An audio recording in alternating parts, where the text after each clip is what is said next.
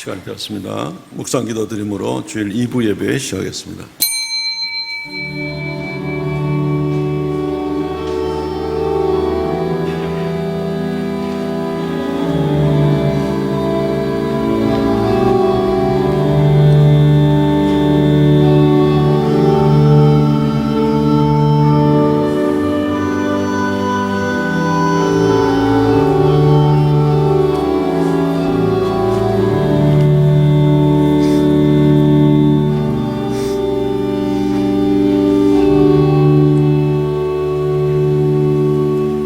예수께서 이르시되 내 마음을 다하고 목숨을 다하고 뜻을 다하여 주 너의 하나님을 사랑하라 하셨으니 이것이 크고 첫째 되는 계명이요 둘째도 그와 같으니 내 이웃을 내 자신과 같이 사랑하라 하셨으니 이 두 계명은 온 율법과 선지자의 강령이니라.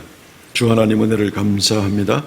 우리를 이 세상에 살게 하시되 향방 없이 살게 하지 아니하시고 주의 말씀으로 하나님의 자녀답게 어떻게 살아가야 될지를 늘 가르쳐 주시고 말씀을 통하여 늘 인도하여 주심을 감사하옵나이다. 지난 한 주간도 우리 성도를 흩어진 처소처소에서 함께 하신 하나님, 이 시간 우리가 모여서 거룩한 성일 머리 숙여 싸우니 하나님께서 함께하여 주시고 좌정하여 주시고 홀로 영광받아 주시옵소서. 예배의 시종을 주 앞에 있다하고 예수님 이름으로 기도하옵나이다. 아멘.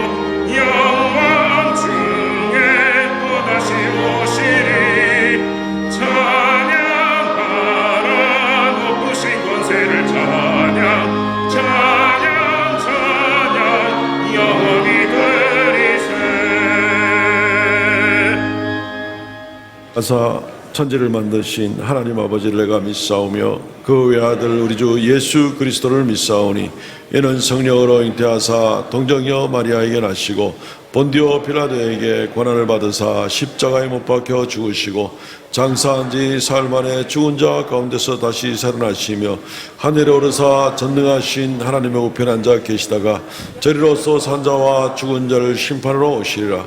성령을 믿사오며 거룩한 공예와 성도가 서로 교통하는 것과 죄를 사하여 주시는 것과 몸이 다시 사는 것과 영원히 사는 것을 믿사옵나이다. 아멘. 교동문 25번 시편 47편 말씀을 교도하겠습니다. 교동문 25번입니다. 너희 만민들아 손바닥을 치고 즐거운 소리로 하나님께 외칠지어다.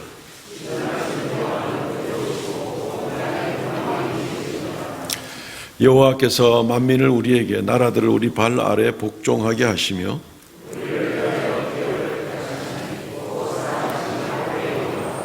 하나님께서 즐거운 함성 중에 올라가시며 여호와께서 나팔 소리 중에 올라가시도다.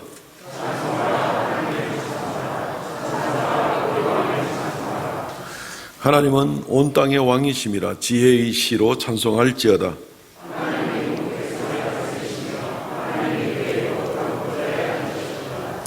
문나라의 고관들이 모이며 아브라함의 하나님의 백성이 되도다.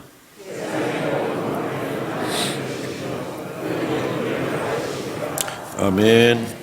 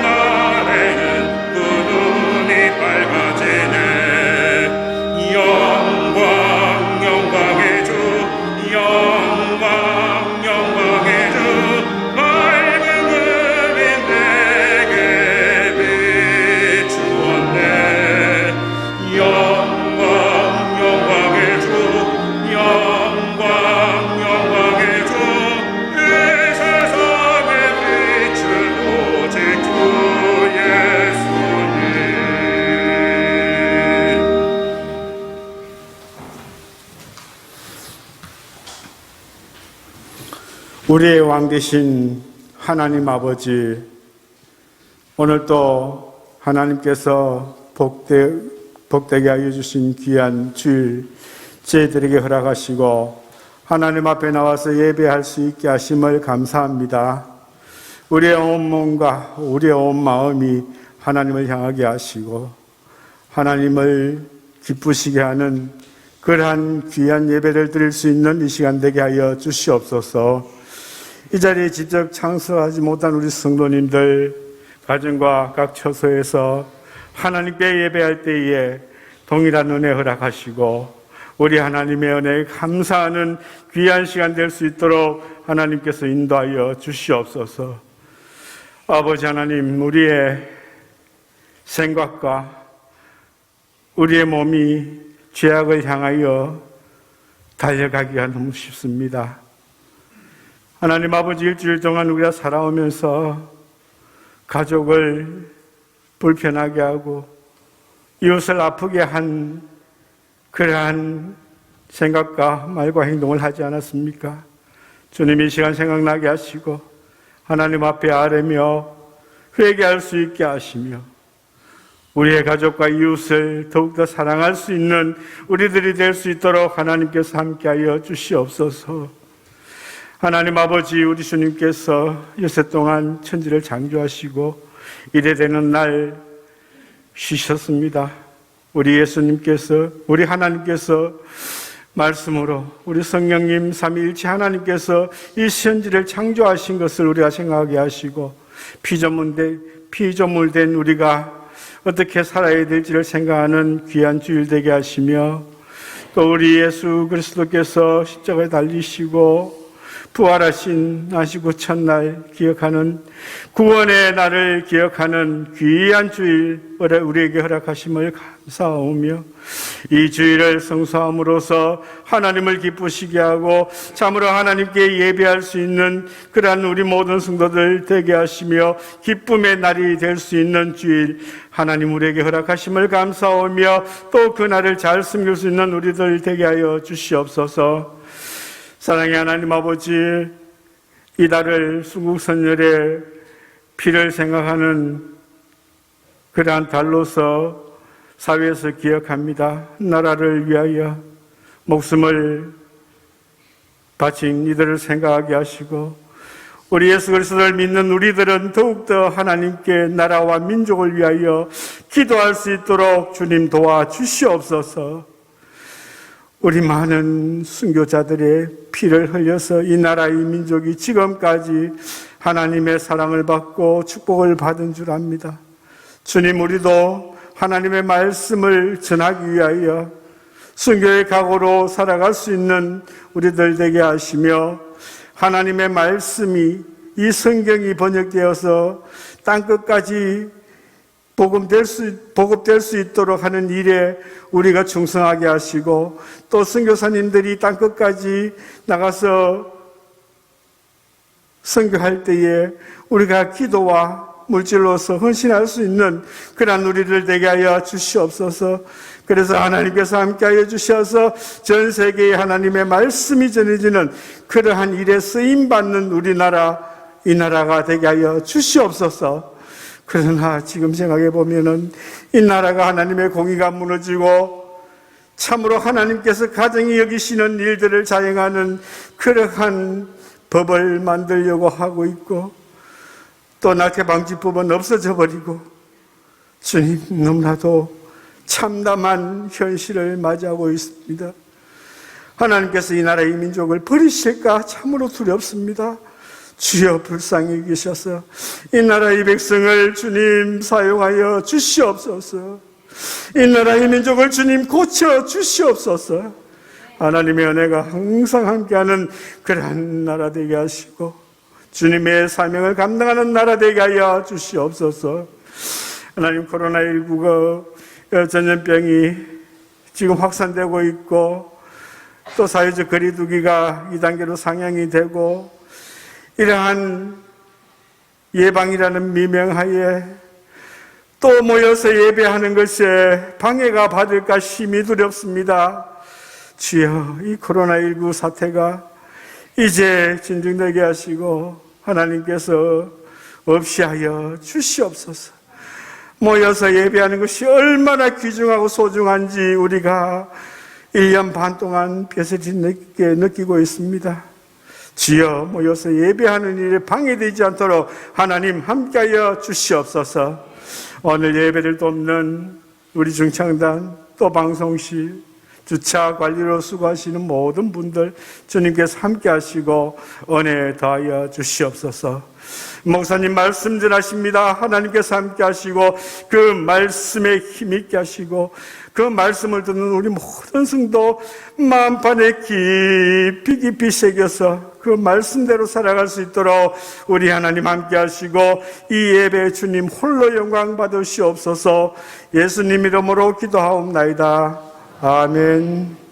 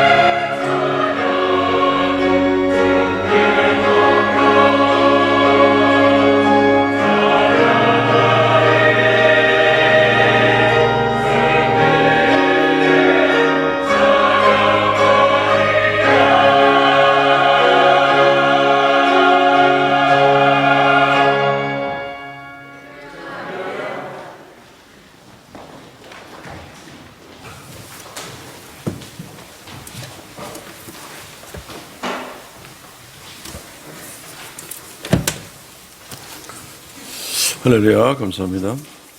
하나님 말씀 봉독합니다. 출애굽기 20장 13절 한 절 말씀입니다. 출애굽기 20장 13절 말씀.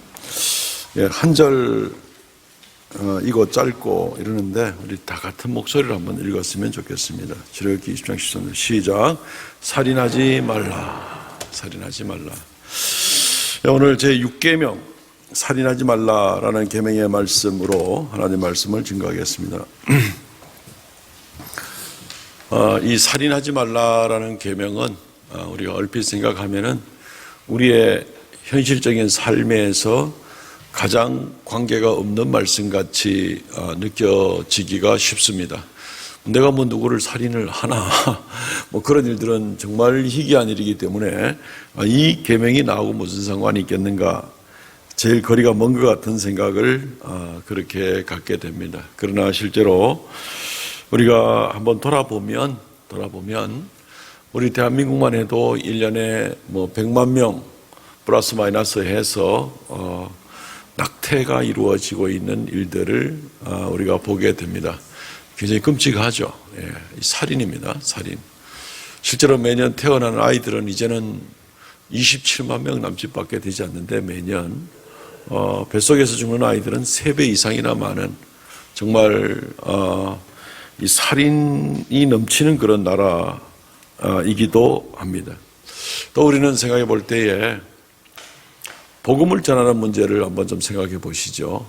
복음을 전하지 않게 될 때에 이들은 복음을 듣지 못하고 죽음으로 나아가게 됩니다. 우리가 자녀들을 믿음으로 잘 양육하지 않고 그러면 다음 세대, 그 다음 세대들은 자칫 하나님을 떠나서 숨은 쉬고 있지만 하나님의 주시는 영생을 누리지 못하고 살아갈 가능성이 참 많습니다. 살인하는 행동이나 마찬가지가 되는 겁니다. 부모의 세대 때 잘 훈련시켰으면 자녀들 세대 때도 여전히 하나님을 잘 섬기게 될 텐데 그렇지 못한다면 말이죠.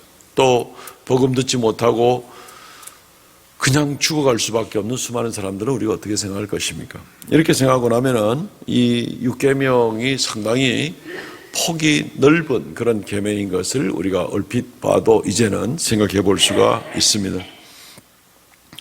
이 말씀을 통해서 오늘 이 살인하지 말라는 계명의 뜻이 무엇을 의미하는지, 또 우리가 구체적으로 어떻게 우리 자신들을 여기에 적용시켜 나갈 수 있을지를 우리가 상고해 보도록 하겠습니다. 먼저 이 살인하지 말라는 명령은 무슨 뜻인가 하는 부분을 먼저 생각해 보기 원합니다. 살인하지 말라는 말은 우선적으로 생각할 것이 의도적으로 살인을 해서는 안 된다는 이제 그런 계명입니다. 의도적인 살인. 의도적이지 않은 것도 있느냐? 물론 있죠. 예를 들어서 전쟁터에 나가서 전쟁을 하는데 적군이 누군지도 모릅니다.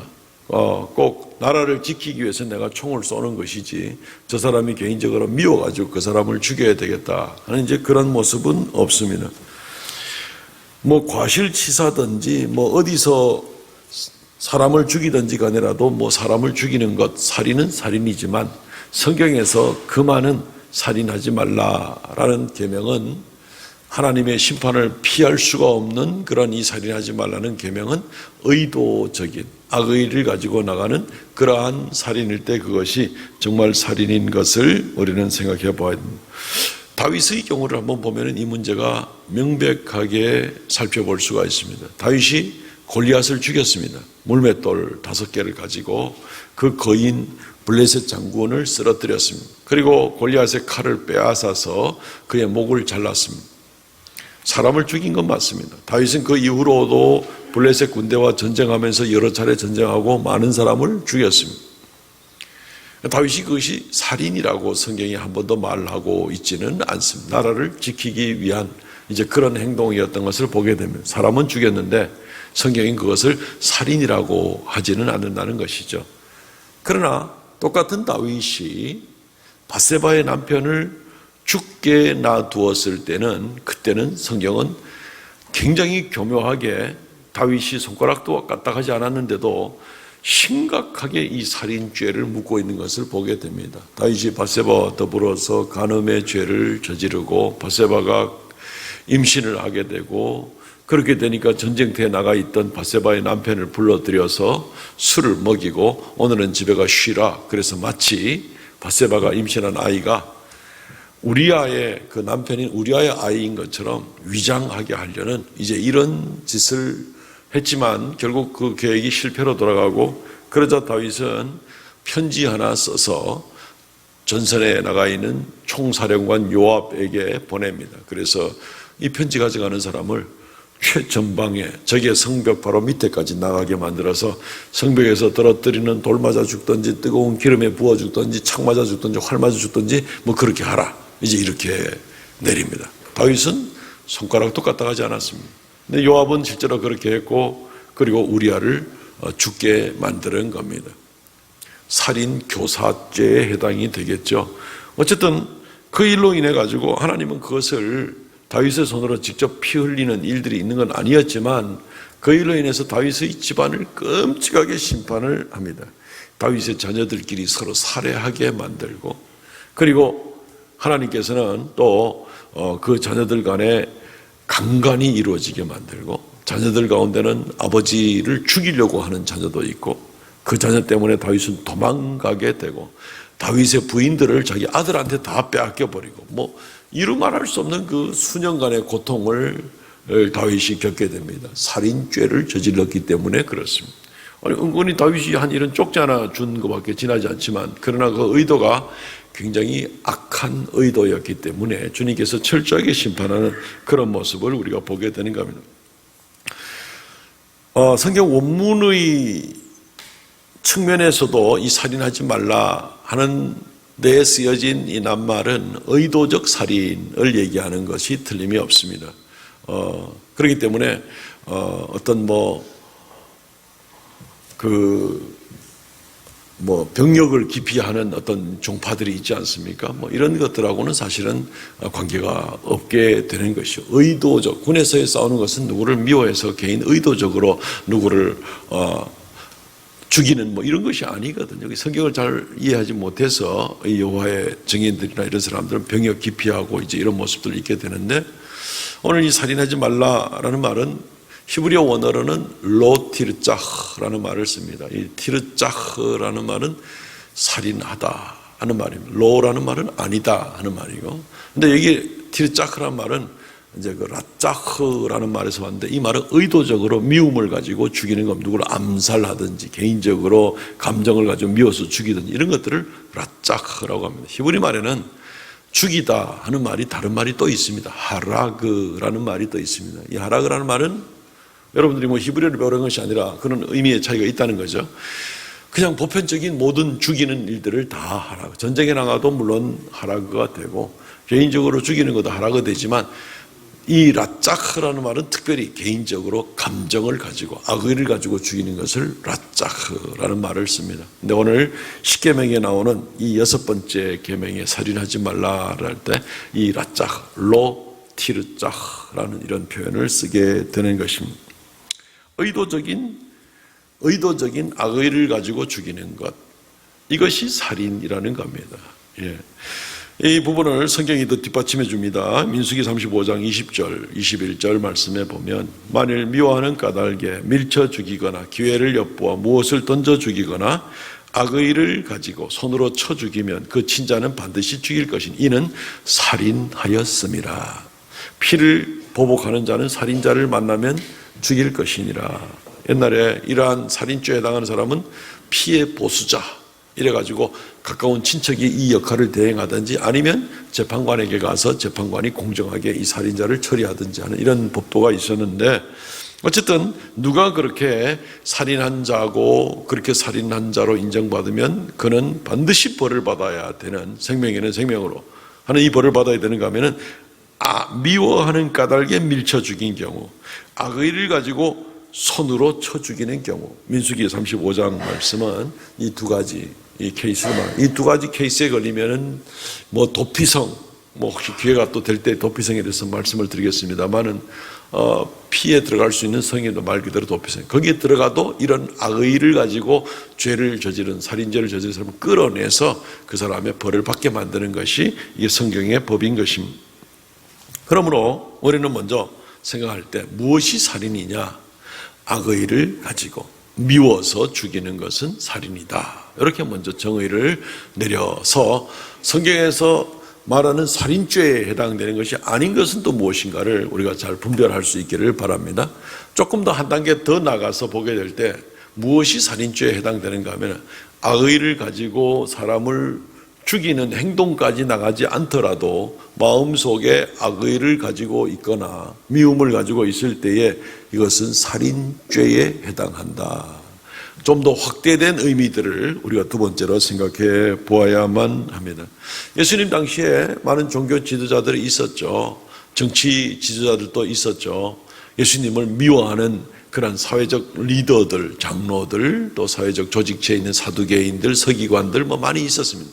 이 사람들이 예수님을 싫어했습니다. 예수님이 워낙 인기가 좋다 보니까 죽이고 싶습니다. 그런데 살인하지 말라. 내 손으로 죽였어도 안 되고 내가 뭐 언도를 내려도 안 되고 막 이렇게 되니까 교묘하게 피해서 예수님은 죽이고 싶은데 그래서 뒤에서 온갖 모략을 다 꾸밉니다. 끼리끼리 모여가지고 온갖 계략을 꾸면서 어찌하면 예수님의 말꼬리를 잡을까, 어찌하면 예수님을 함정에 빠뜨릴까 막 이래가지고 어떻게 하면 사람들을 선동해가지고 예수님을 십자가로까지 끌고 나갈 수 있을까 이런 생각들을 가지고 있죠.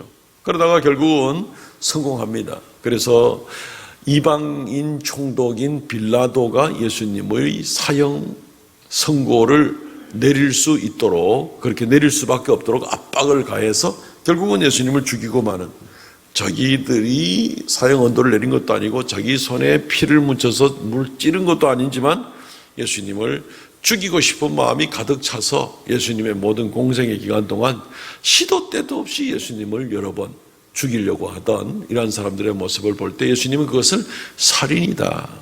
심지어 형제를 좌절시키고 죽고 싶은 마음이 갖게 만든다든가 그런 낙심하고 비관하게 만든다든가 모욕 가운데 나가게 한다. 이런 것들이 다 살인에 해당하는 것이다. 주님은 이 육계명의 의미를 좀 더 폭넓게 예수님이 일부러 잡아 늘린 것이 아니라 원래의 그 뜻을 풍성하게 주님께서 풀어주는 그런 역사가 있습니다. 마태복음 5장 21절과 22절 말씀에 보면 옛사람에게 말하봐 살인하지 말라. 누구든지 살인하면 심판을 받게 되리라 하였다는 것을 너희가 들었으나 나는 너희에게 이르노니 형제에게 노하는 자마다 심판을 받게 되고 형제에 대하여 라가라 하는 자는 공회에 잡히게 되고 미련한 놈이라 하는 자는 지옥불에 들어가게 되리라. 마음속에서나 말로서 형제를 모욕하고 비난하고 나가는 이런 일을 드릴 때 이미 살인죄를 저지른 사람이기 때문에 지옥불에 들어가게 되리라.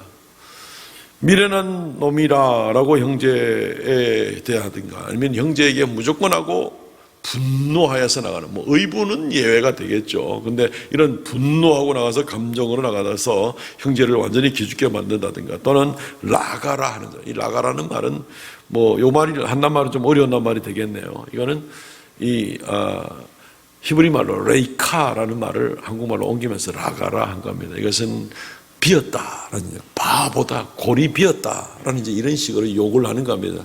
그 유대인들은 이 바보를 얘기할 때 저 사람은 당나귀 같아. 예, 당나귀 같아. 뭐 당나귀가 나라마다 의미하는 바는 각각 다른데 이스라엘에서는 저 사람 당나귀 같아 그러면 저 사람 바보다 이런 얘기입니다. 말하자면 그런 식입니다. 쟤는 완전히 골이 빈 거야. 쟤는 완전히 바보 천치야. 멀쩡한 사람을 가지고 그렇게 조롱하게 될 때 정말 고통스럽게 여겨지게 될 수밖에 없고 그리고 뭐 이 마음의 깊은 상처 가운데 인생을 피관하는 그런 일들도 얼마든지 많이 있습니다. 부모한테 비난받는 자녀들, 자녀한테 비난받는 부모들, 뭐 이런 겁니다. 뭐 사회적으로 문제를 일으켰다 또는 합법적이지 않다, 정당하지 않다 이럴 때는 책망을 받아야만 되겠죠. 그럼에도 교회 같은 경우도 법은 엄정하게 지키면서 사람은 사랑하고 그렇다고 법이 허물어져서는 안 되고 이런 모습은 나가야 됩니다. 근데 개인적인 감정으로 미워하고 모욕하고 모독하고 나가는 험담으로 인해서 사람들을 어찌어찌 한번 해보려고 하는 이런 모습들은 그것은 바로 이 예수님이 말하는 이런 자들은 살인죄를 저지른 자요, 이런 자들은 지옥불에 떨어지는 것이 마땅하다라고 주님께서 이야기를 하고 있는 겁니다. 이 육계명이 굉장히 폭이 넓은 거예요. 정말 눈만 뜨면 누가 미워가지고 정신을 못 차리는 일이 있다면 그때는 자신을 잘 돌아봐야만 되는 겁니다. 주님 앞에 책망을 받아서는 안 된다는 겁니다. 사람들은 이 육계명을 좀 살짝 비틀어서 자기가 좀 피해가 보려고 하는 이제 이러한 생각들을 많이 할 수가 있습니다. 이 마태복음 5장 말씀에도 옛사람에게 말한 바 살인하지 말라, 누구든지 살인하면 심판을 받게 되리라. 마태복음 5장 21절 말씀에 살인하지 말라, 살인하면 심판을 받게 되리라. 이 바리새인들과 서기관들과 이런 사람들이 성경 말씀을 살짝 비틀어 가지고 얼핏 보면 맞는 말이잖아요. 살인하지 말라, 살인하면 심판을 받게 되리라. 그거 맞는 말 아니야? 이제 이렇게 생각이 되는 거죠. 당연히 맞는 말이죠. 근데 이것은 이 본질을 왜곡하는 그런 결과를 가져오게 됩니다. 주님이 살인하지 말라 그럴 때 왜 살인하지 말라 그럽니까? 살인하지 말라. 살인하면 벌 받잖아. 그게 주님의 뜻일까요? 생각해 보시기 바랍니다. 십계명을 우리가 두 가지로 요약을 하잖아요. 오늘 예배 시작하면서도 제가 마태복음 22장 37절로 40절 말씀까지 읽어드렸는데 십계명이 요약입니다. 율법 중에 가장 큰 계명이 뭐냐? 하나님을 죽도록 사랑하는 것이고, 둘째는 이와 같은 내 이웃을 내 몸같이 사랑하는 것이다. 이거 십계명의 요약입니다. 우리가 늘 자주 듣는 말이기도 합니다.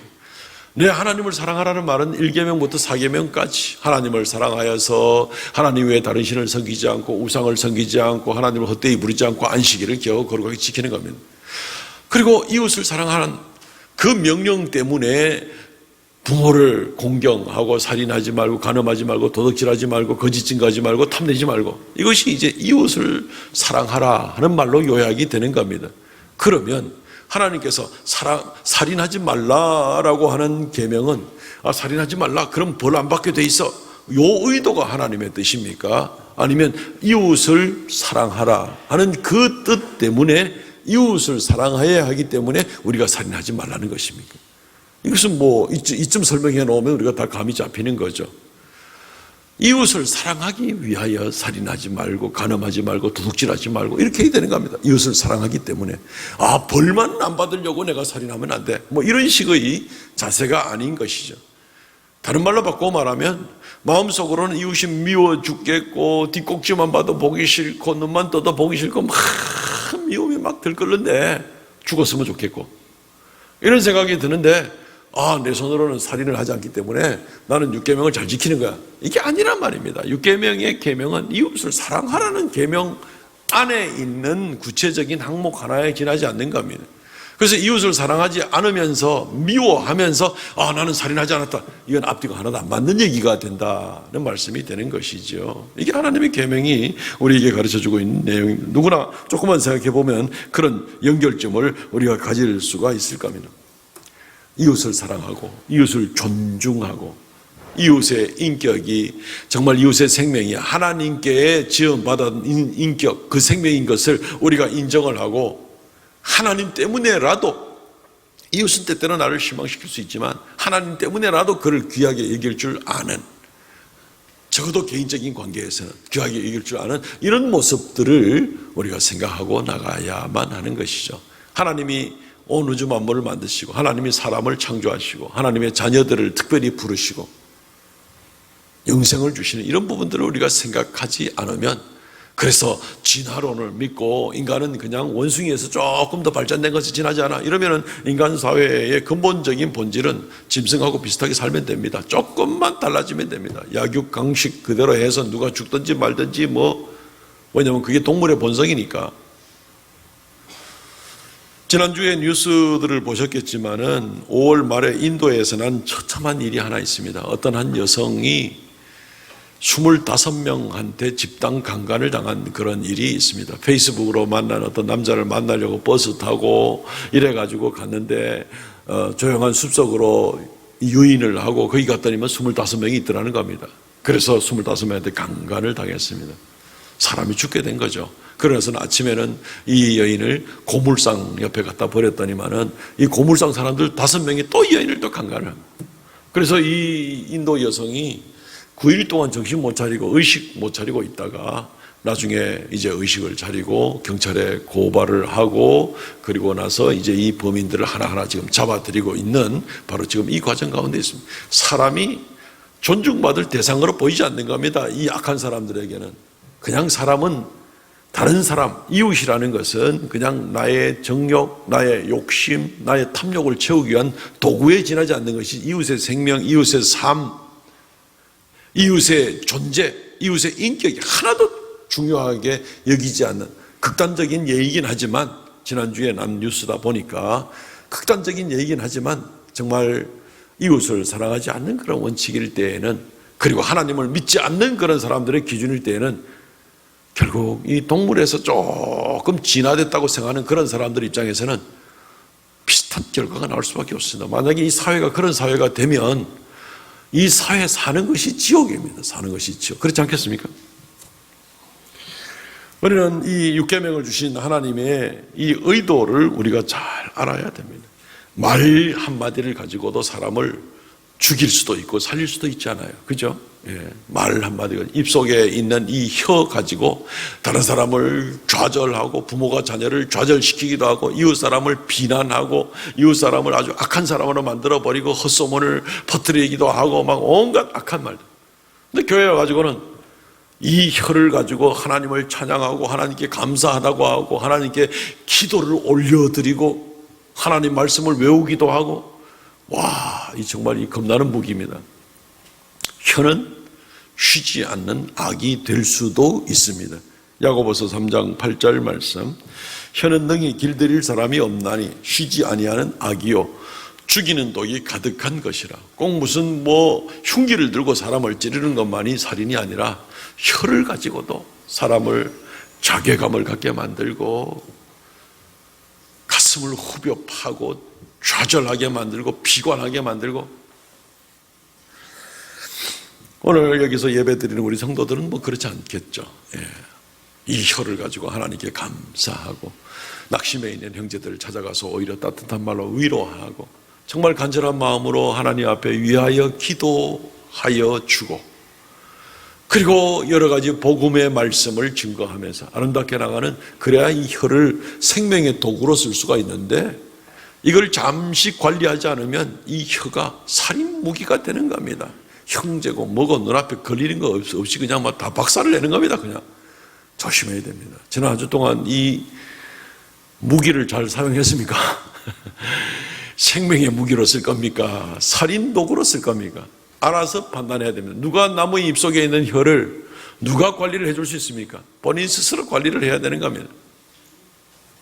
우리는 이런 말씀들을 보게 되면서 하나님 앞에 살인하지 말라라는 계명은 악한 의도를 가지고 나가는, 그래서 악한 의도를 가지고 사람을 실제로 죽인 일이 있을 때 그게 살인이다. 무엇이 살인이다, 무엇이 살인이 아니다 하는 것을 먼저 생각해 보아야 되고 지금 정돈해 드립니다.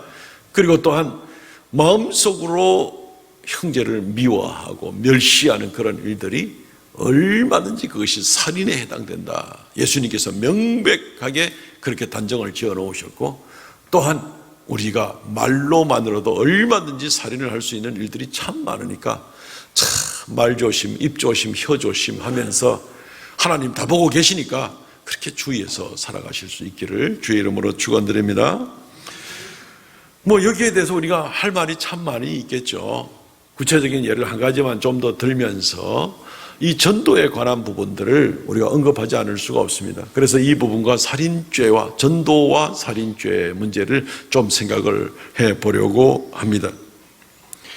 우리나라의 법원에서 재판관들이 내리는 이 결과 중에서도 보면은 그 선고를 내리는 가운데 한 번씩 어떤 단어들이 나오냐면 미필적 고의다라는 이제 이런 용어들을 한 번씩 들어보실 겁니다. 이 참 용어가 어렵습니다. 실제로 법정에서도 이 미필적의 필자가 무슨 필자냐 가지고도 또 왔다 갔다 하기도 할 그럴 정도로 쉽지 않은 그런 단어이기도 합니다. 근데 이제 미필적 고의라는 것은 말 그대로 고의라고 꼭 필적할 수는 없는데 그러나 고의성이 보이는, 이게 이제 미필적 고의가 되는 것입니다. 우리나라는 이제 죄형 법정주의를 취하고 있죠. 어떤 죄에 대해서 형벌을 내리려면은, 죄의 형벌을 내리려면은 법에 미리 명시가 돼 있어야 된다. 이게 죄형 법정주의가 되는 겁니다. 근데 이 죄형을 내리고 거기에 대해서 언도를 내리려면은 이 죄에 대한 고의성이 반드시 있어야 된다는 겁니다. 그런데 어떤 죄는 보면은 분명히 뭔가 고의성이 보이는 것 같은데 딱히 고의라고 말하기가 힘드는 이제 이런 일들이 있는 것이죠. 이 2004년도인가요? 보라매 병원에서의 산소호흡기 뗀 사건은 굉장히 우리나라의 이 미필적 고의 문제에 심각한 문제가 됐던, 제가 이래 얘기하니까 무슨 법과대학 나온 것 같아요. 그죠? 예. 산소호흡기 때문에 살 수밖에 없는 사람을 더 이상 17년간이나 가족 부양도 하지 않던 그런 사람, 부담만 되는 그 사람, 호흡기만 떼면 바로 죽을 수밖에 없는 사람을 가족들이 간절히 원해가지고 호흡기를 떼달라 그랬고 의사는 떼줬습니다. 그것이 나중에 이 미필적 고의에 해당하는 죄에 걸려서 이 의사가 몇 년 징역에 2년 6개월 징역에 4년 집행유예 이런 식으로 언도를 내린 적이 있습니다. 그런 다음에 그것이 이제 또 사회적 문제가 돼서 오늘까지도 논란이 되는 부분이 있는데, 이제 내용을 설명하자면 이제 그런 내용입니다. 그 환자를 죽이고 싶은 생각이 의사가 전혀 없어요. 그런데 이걸 떼고 나면 따라오는 결과가 어떻게 될 건지는 분명히 알고 있습니다. 내가 의도한 건 아닌데 이걸 떼고 나면 결과는 분명히 죽음으로 가져오게 되는 요 건이 굉장히 유명한 그런 우리 대한민국 법정의 사건 중에 하나입니다. 자, 우리가 좀 더 이 예를 좀 들어보죠. 이 개가 겁나는 불독 같은 개가 있는 겁니다. 사납습니다. 길들여지지 않았습니다. 이 개는 밖에만 나가서 누가 보이거나 그냥 확 물어가지고 사망 아니면 부상을 입히게 만드는 그런 개라고 합시다. 주인은 그 개의 버릇을 잘 압니다. 그럴 때 이 개를 만약에 운동시킨다고 데리고 나왔을 때 이 개를 단단히 단속하지 않으면 미필적 고의가 되는 거예요. 지나가는 알지도 못하는 사람을 이 주인이 죽이고 싶은 생각은 전혀 없는 겁니다. 그러나 이 개의 습성을 알고도 단속하지 않으면 그 사람은 미필적 고의죄에 해당이 되는 겁니다. 성경에도 이런 사건이 명백하게 예시가 되어 있는 것이 있습니다. 출애굽기 21장 36절 말씀에 보면 소에 대한 얘기가 나옵니다. 그 소가 본래 받는 버릇이 있는 줄 알고도 그 임자가 단속하지 아니하였으면 그는 소로 소를 갚을 것이요 죽은 것은 그가 차지할지니라. 소가 청도 출신인지 모르겠습니다. 그냥 보기만 하면 보면 들이받아 버리고 사람이든지 다른 소든지 이 소가 버릇이 아예 그런 식으로 버릇이 되어 있는 소가 있어요. 근데 이 소를 데리고 나갑니다. 그런데 주인이 단속하지 않습니다. 만약에. 그리고 이 소는 받는 버릇이 있고 받았다 그러면은 이게 사망 아니면 중상인 걸 다 알고 있습니다. 그런데도 밖에 데리고 나서 주인이 버릇을 아는데도 단속하지 않으면 이 주인이 이 책임을 져야 될 것을, 죄에 대한 벌을 주인이 받아야 될 것을 성경이 말하고 있습니다. 미필적 고의죠. 주인인들 다른 사람 들이받고 그것 때문에 자기가 벌 받고 이러길 원하겠습니까? 고의는 아닌데 고의성이 다분히 보일 수밖에 없는 그렇게 인정되는 이제 이런 부분들을 이야기를 하는 것이죠.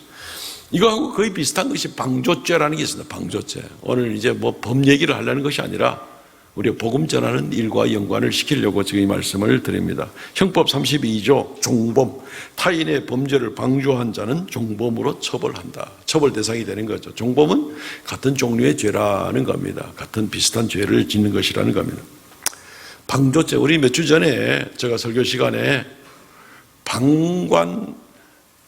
방관자 효과라는 얘기를 한번 설명드린 적이 있습니다. 그것이 다른 용어로 제노비스 신드롬이라는 용어로 불리기도 하는데, 제노비스라는 젊은 여성이 한 70년 전의 얘기입니다.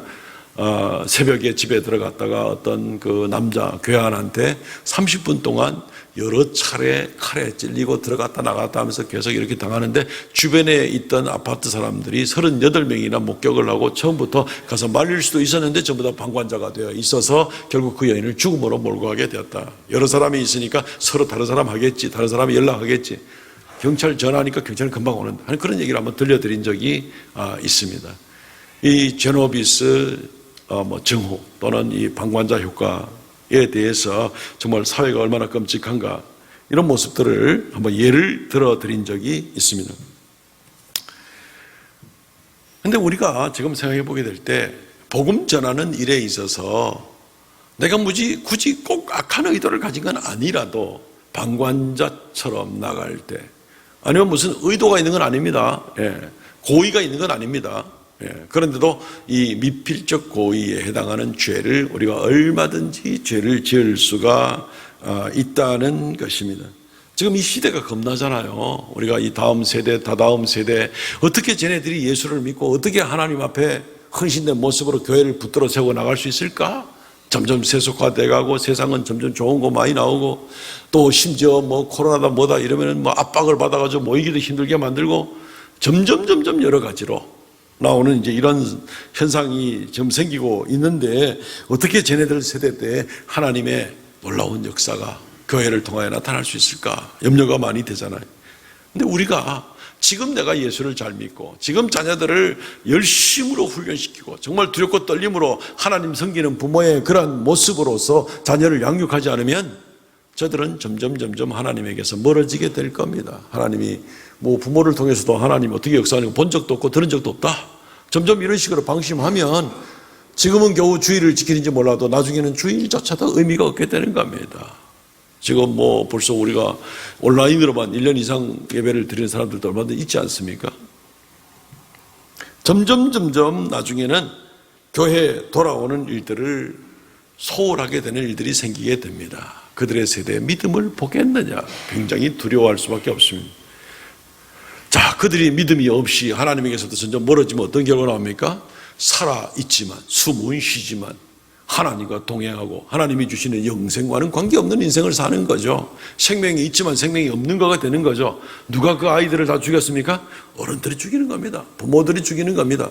전혀 그럴 의도가 없지만 내가 방관함으로 말미암아서, 그냥 방조함으로 말미암아서 그렇게 될 뻔한 결과가 이루어질 줄 알면서도 아무것도 하지 않을 때, 이것은 미필적 고의에 해당되는 바로 그런 죄가 되는 것입니다. 예수님이 십자가에 달리실 때 그 비참하고 그 고통 가운데 십자가를 지고 올라갑니다. 골고다 언덕으로. 예루살렘의 여인들이 예수님 때문에 마음 아파서 웁니다. 그때 예수님이 예루살렘의 여인들을 보고 이야기를 합니다. 누가복음 23장 28절 말씀. 예수께서 돌이켜 그들을 향해 이르시되 예루살렘의 딸들아, 나를 위하여 울지 말고 너희와 너희 자녀를 위하여 울라. 예수님의 고난은 말할 수 없이 큰 거 맞죠. 그러나 예수님은 그 고난의 길을 통해서 우리를 구원하기 위해서 나가는 그 길이신데, 지금 또 다른 중요하고 심각한 문제가 뭐냐면은 이 울고 있는 사람들의 자녀들 세대 예루살렘 성은 멸망당할 거고 하나님을 섬기는 상황 자체가 완전히, 그리고 이스라엘은 그냥 천지 세상으로 다 흩어져야 되는 이런 상황을 예수님은 미리 알고 있으니까 나를 위하여 울지 말고 너희 자녀들을 위하여 울라. 그걸 아무것도 예측도 하지 못하고 알지도 못하고 이제 이럴 수도 있습니다만 어쨌든 예수님이 말씀해 주는 겁니다. 우리가 우리 다음 세대, 그 다다음 세대 또는 우리 주변에 있는 이웃에 아직 믿지 않는 사람들을 우리가 보게 될 때에 가만두면 어떻게 될까요? 결과를 우리가 알고 있습니다. 결과를 알고 있습니다. 로마서 10장 14절 17절 말씀을 한번 보십시오. 그런즉 그들이 믿지 아니하는 자를 어찌 부르리요? 듣지도 못한 일을 어찌 믿으리요? 전파하는 자가 없이 어찌 들으리요? 그러므로 믿음은 들음에서 나고 들음은 그리스도의 말씀으로 말미암았느니라. 자, 우리가 믿음이 있어야 구원받고 생명을 얻죠. 영생을 얻잖아요. 근데 이 믿음은 들음에서 납니다. 그리스도 예수의 말씀을 들음으로, 말씀이 역사를 하셔서 믿음이 생겨나게 되는 겁니다. 그런데 이 말씀을 듣게 하는 것은 전파하는 자가 있어야 이 말씀을 전파가 되고 듣게 만드는 당연한 얘기가 되는 거죠. 그때는 전파하는 자가 없이 어찌 들으리요? 듣는 것이 없이 어찌 믿으리요? 이 결론이, 믿는 자가 없이 어떻게 구원을 얻으리요? 이 논리가 당연히 성립될 수밖에 없죠. 전파하는 자부터 시작입니다. 그런데 전파하는 자가 소홀히 해서 내가 예수 믿으면 됐지 뭐, 내가 꼭 저 이웃에 있는 사람들에게 다 복음을 전해야 되나? 뭐 다른 사람이 하겠지 뭐, 이런 식의 생각을 가지고 나가는 모습이 된다면 우리는 결과를 뻔히 알면서도 방조죄를 짓는 겁니다. 결과를 뻔히 알기 때문에 내가 만약에 방심하고 아무것도 하지 않고 있으면 이것은 미필적 고의 죄에 해당되는 부분이 되는 것입니다. 죽을 줄 알면서도 놔두는 겁니다. 아무것도 하지 않는 겁니다. 하나님께서 사람이 구원을 받을 다른 길을, 다른 어떤 이 방편들을 마련한 적이 있나요? 예수 그리스도 아니면 우리가 구원받지 못하죠. 그런데 예수를 믿어야만 구원을 받잖아요. 그리고 지금 말씀 나눈 대로 이 믿음은 하나님의 말씀으로 말미암아 나누는 거고, 말씀은 전하는 자가 있어야 말씀을 듣게 되는 것이고, 그런데 우리가 그 외 다른 어떤 길도 주님께서 마련해 주지 않았단 말이죠. 어떤 구원의 다른 길, 우리가 안 하면 천사가 와서 하겠지, 우리가 안 하면 죽었던 아브라함이 살아나서 다시 어떻게 하겠지, 이런 게 아니고 우리 외에는 다른 길을 만든 적이 없단 말이죠. 그런데 우리가 방조하는 겁니다. 그래서 다른 사람 하겠지. 내가 지금 먹고 살기도 바쁜데, 내 바빠, 스케줄 바빠. 나는 그래도 예수 믿잖아. 자기는 예수 믿고 구원받을 수 있습니다. 그러나 주님께서 우리에게 명령하신 그 일들을, 선한 일들을, 의무적인 일들을 행해야 함에도 행하지 않음으로 말미암아 이웃이, 자녀가, 다다음 세대가 죽게 만드는 결과, 필연적인 죽음으로 나갈 줄을 우리가 다 뻔히 알 수밖에 없는 이 명백한 이 원리를 우리가 알면서도 아무것도 하지 않을 때 이 사람은 죄인이 되는 것이죠. 성경은 그런 사람을 죄 없다 하지를 않습니다. 야고보서 4장 17절 말씀. 그러므로 사람이 선을 행할 줄 알고도 행하지 않으면 죄니라. 아니, 선이야 내가 행하든지 말든지 내 마음대로지, 내가 남한테 해나 끼치지 않고 살면 되는 거지, 이런 생각을 혹시 하십니까? 하나님 우리를 왜 구원하셨습니까? 우리가 구원받고 하나님 안에 은혜로운 삶을 살아가되 또한 다른 사람에게 복음을 전하도록 하는 이 사명을 위해서, 우리가 하나님의 죄 용서 받고 우리가 천국 가는 것만이 목적이라면 이 땅에 살려둘 필요 없잖아요. 예수 믿자마자 데려가면 되지. 근데 그렇게 하지 않잖아요. 먼저 믿은 성도로 복음을 전하게 하고 그들이 말씀을 듣게 만들고, 말씀으로 믿음이 생기고 믿음으로 구원을 얻게 만들고, 이게 하나님의 계획이잖아요. 이게 선을 행하는 겁니다. 선을 행할 줄 알고도 행하지 않으면 죄니라. 각 가정에서 자녀들을 믿음으로 잘 양육시키시기 바랍니다. 믿음으로 단단하게 훈련시키지 않으면 자기 손으로 자녀 죽이는 줄 아시기를 바랍니다. 지금 두려운 일입니다. 이것은 철저하게 하나님 말씀 중심으로 예배하는 일과 기도하는 일과 찬양하는 일과 믿음을 세워나가고, 부모가 믿음의 본을 보이고 하나님 살아계신 거 보여주고 철저하게 해나가지 않으면 부모 손에 자녀가 죽는 그런 결과가 일어나게 되는 겁니다. 이웃은 어떤가요? 우리 직장의 동료는 어떤가요? 세상 사람들은 그냥 직장을 돈 버는 수단과 통로로만 생각을 하니까 그냥 직업이다, job이다, job 이렇게 얘기를 할지 모르겠습니다. 그리스도인들은 직장을 그냥 job이라고 안 합니다. 그리스도인들은 직장을 calling이라고 합니다. 영어로 하면 calling이라는, 소명이라는 뜻입니다. 하나님께서 나를 이 직장에 부르셨다는 겁니다. 직장뿐 아니라 무슨 친교 모임도 마찬가지일 거고, 여러 가지 사회적 활동도 다 마찬가지입니다. 사업, 동료업자들도 마찬가지고, 하나님께서 나를 여기로 보내셨다. 보내서 또 다른 데로 옮길 수도 있겠지만, 어쨌든 하나님은 우리의 머리카락 하나까지 다 세신 바 되었고, 우리의 모든 인생의 한 조각 한 조각을 다 계획하신 하나님이 그냥 내가 직장에 나가서는 돈만 벌고 더 이상 아무 생각 없이 그 많은 시간을 보내다가 교회만 오면 하나님 찾고 하는 그런 식으로 주님 원하셨을까요? 그렇지 않습니다. 우리를 부르셨다. 그래서 우리를 어떤 직장이든지 어떤 일터로든지 부르는 것을 우리는 부름을 받았다, 소명이다 라는 얘기를 합니다. 꼭 무슨 신학교 가는 사람만 소명이 아니고, 신학교 가는 사람은 신학교 소명이 있는 거고, 각 직장과 사업과 현장에 있을 때는 그리로 부름을 받은 거예요. 그게 소명인 겁니다. 왜요? 거기서 선한 일을 하게 하기 위한 겁니다. 거기서 이 구원의 도리를 전파하게 하기 위한 겁니다. 이 사명을 주어서 그 길을 보내는데도 불구하고 나 아무것도 안 해 라는 마음으로 살아가게 된다면 그 사람은 하나님 명령을 불순종하고 죄에 빠지게 되는 겁니다. 마지막으로 성경 구절 하나만 더 살피겠습니다. 에스겔서 33장 8절과 9절 말씀. 가령 내가 악인에게 이르기를 악인아 너는 반드시 죽으리라 하였다 하자. 여기 하나님 말씀입니다. 악인아 너는 죽으리라. 악을 행하였으면 죽겠죠. 악을 행하였으면 심판을 받겠죠. 영생을 못 얻겠죠. 하나님 말씀입니다. 그런데 이 말씀을 사람이 전달해야 되는데, 내가 그 악인에게 말로 경고하여 그의 길에서 떠나게 하지 아니하면 악인은 자기 죄악으로 말미암아 죽으려니와 내가 그의 피를 내 손에서 찾으리라. 하나님이 소명을 주시고 명령을 주신 겁니다. 하나님의 명제가 있습니다. 이 명제의 말씀을 내가 듣고 또 나 몰라 내만 잘 살아가면 되는 거지 이런 식으로 해서 방심하게 될 때 주변에 있는 많은 악한 자라 그래가지고 흉악범이라 생각할 필요 없습니다. 하나님을 믿지 않는 자들은 다 죄악 가운데 있는 겁니다. 그 사람은 결국은 자기 죄 때문에 죽게 되거니와 내가 너에게 명령, 네가 경고하지 않을 경우에는 내가 너에게 명령한 것을 어김으로 말미암아 그 사람의 피값을 네 손에서 찾겠다. 주님이 얘기합니다. 9절, 그러나 너는 악인에게 경고하여 돌이켜 그의 길에서 떠나라고 하면, 그렇게 경고하면 그가 돌이켜서 다시 정로로 돌아오지 아니하면, 하나님 믿는 걸로 돌아오지 아니하면 그 사람은 자기 죄로 말미암아 결국 멸망당하는 것은 똑같은데 너는 그 사람의 피값에 대해서 책임은 없다 라고 이렇게 이야기를 해주고 있는 것입니다. 전도하지 않는 죄는 방관죄입니다. 하나님의 주시는 사명을 그냥 아무 상관없이 팽개쳐버리는 불순종의 죄입니다. 심각한 죄가 되는 겁니다.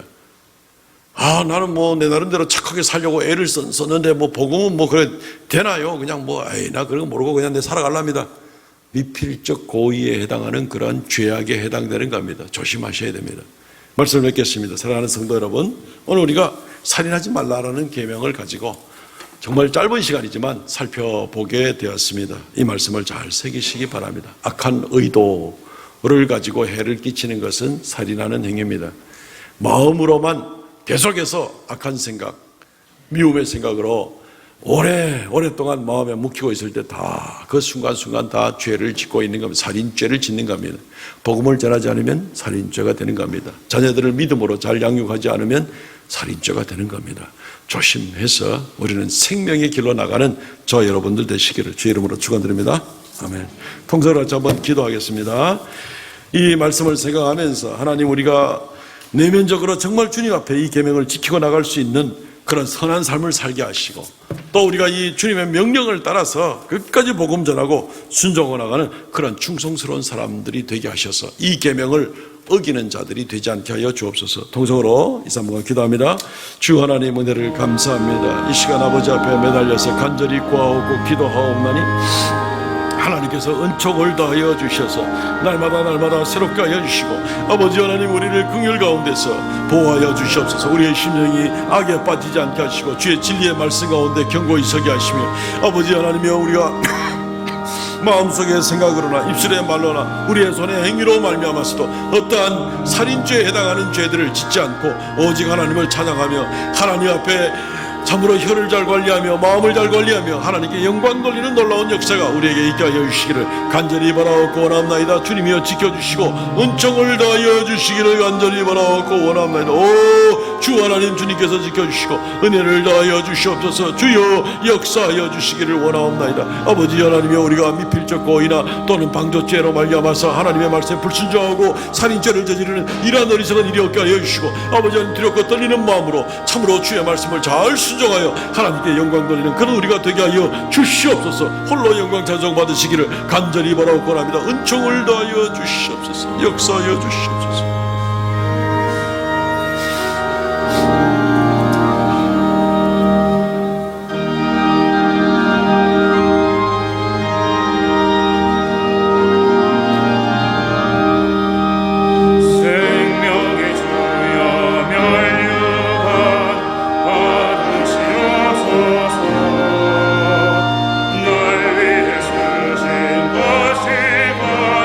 나 기억한 믿음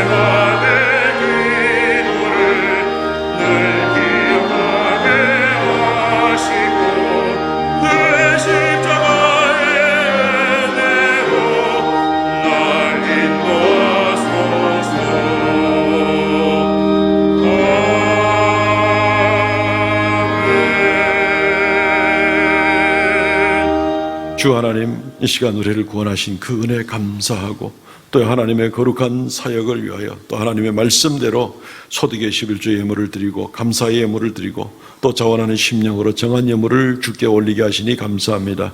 주님, 기쁘게 연락하여 주시고 아버지 하나님, 귀한 예물들이 있을 때마다 주의 이름 존귀케 되게 하시며 생명의 역사가 나타나도록 은혜 더하여 주시옵소서. 드린 손길마다 그 믿음을 보시고 범사의 인정 받게 하여 주시오며 하나님께서 늘 동행하시는 귀하고 복된 발걸음들 다 되게 하여 주셔서 땅에 사는 동안도 풍성함으로 조금 더 부족함 없게 은혜 더하여 주시옵소서. 아버지 하나님, 사랑하는 성도들, 이 시간 머리 숙였습니다. 새롭게 허락하시는 귀한 한 주간 동안 오직 하나님과 더불어 동행하며 하나님의 은혜 가운데 갈 바를 알지 못하고 기준 없이 살아가는 사람들이 아니라 주의 계명을 지키며 하나님을 기쁘시게 하며 살아가는 복된 성도들, 그 가정들 다 되도록 은혜 더하여 주옵소서. 예수님 이름으로 기도합나이다. 아멘. 지금은 우리 주 예수 그리스도의 은혜와 아버지 하나님 극진하신 사랑과 성령의 교통하심과 새롭게 하심의 역사가 이 시간 머릿속에 경배하는 하나님의 거룩한 백성들에게 영원토록 함께 있을지어다. 아멘.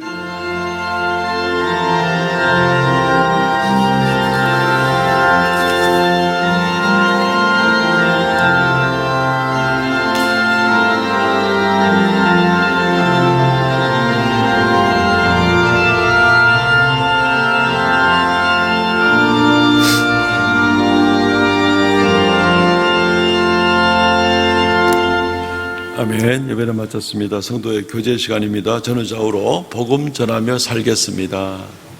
복음 전하며 살겠습니다. 예. 사람 살리면서 살아야지, 그죠? 우리가 사람 죽이면서 살아서는 안 되겠죠.